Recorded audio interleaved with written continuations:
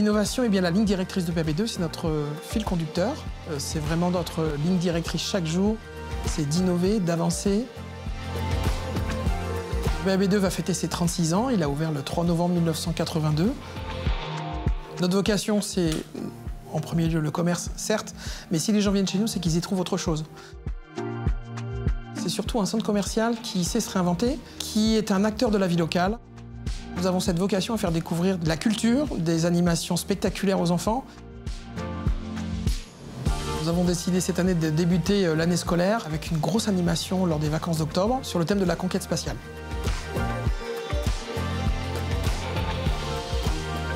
Pour que l'événement soit unique, il nous fallait un événement dans l'événement, qu'il soit spectaculaire, avant-gardiste, qu'il soit digital et qu'il soit ancré dans le territoire, puisque c'est une de nos valeurs, c'est d'être le centre commercial ancré dans le territoire. Ce qui nous motive au quotidien, au labo, c'est de réfléchir à des projets créatifs, audacieux. L'idée d'envoyer un gâteau basque dans l'espace, pour nous, était une idée très fun, très originale, très différenciante. Ça permettait de faire un lien entre la tradition et l'innovation. Ça permettait d'être complètement dans l'ADN du centre commercial BAB2. En faisant des recherches sur Internet, on s'est rendu compte qu'en fait, il y avait une communauté qui, un peu partout dans le monde, réalisait des envois d'objets grâce à des ballons hélium dans l'espace. C'est un peu ça qui nous a fait nous dire que c'était réalisable.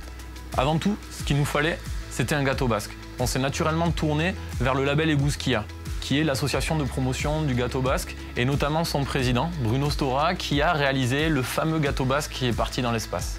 Pour la partie technique, on s'est tourné vers l'Estia, qui est l'école d'ingénieurs de référence sur notre territoire. Dès le début de la conception, notre souci était d'obtenir les plus belles images possibles. Donc pour cela, nous avons cherché à obtenir le meilleur positionnement des caméras. Nous avons modélisé l'ensemble de la nacelle en 3 dimensions et déterminé l'emplacement optimum de chacun des éléments. La principale contrainte est clairement la masse de l'ensemble de la chaîne de vol.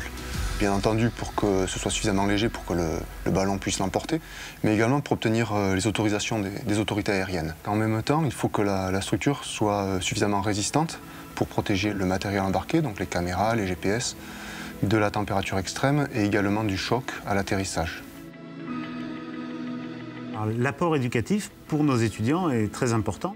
Un projet comme ça, ça veut dire une équipe qui va travailler ensemble, avec des tâches assignées à chacun, avec des étapes qui doivent se faire dans le bon ordre, sinon ça ne marche pas bien, et greffer le technique dans la gestion globale du projet. Ça, c'est très intéressant pédagogiquement pour nos étudiants.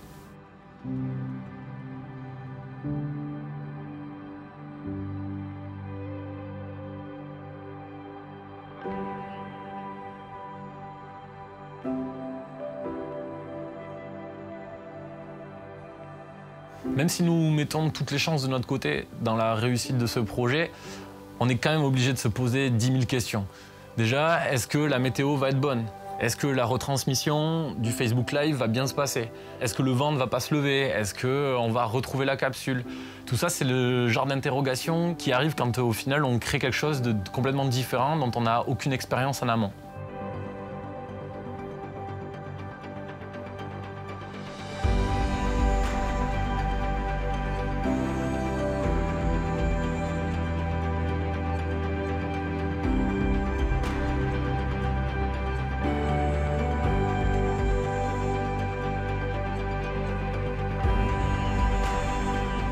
Il faut être perspicace pour réaliser un projet comme celui-ci, puisque c'est 12 mois de travail.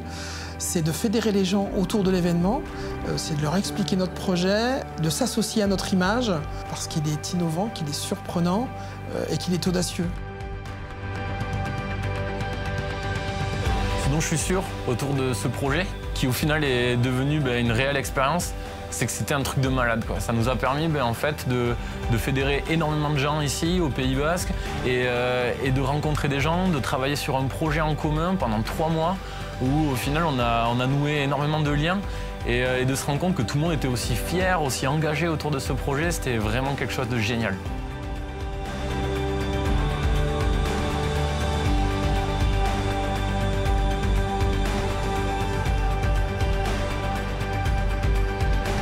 Quand on prend un peu de recul sur ce projet et qu'on voit qu'on a envoyé un gâteau basque dans l'espace, justement, on se dit que c'était complètement dingue.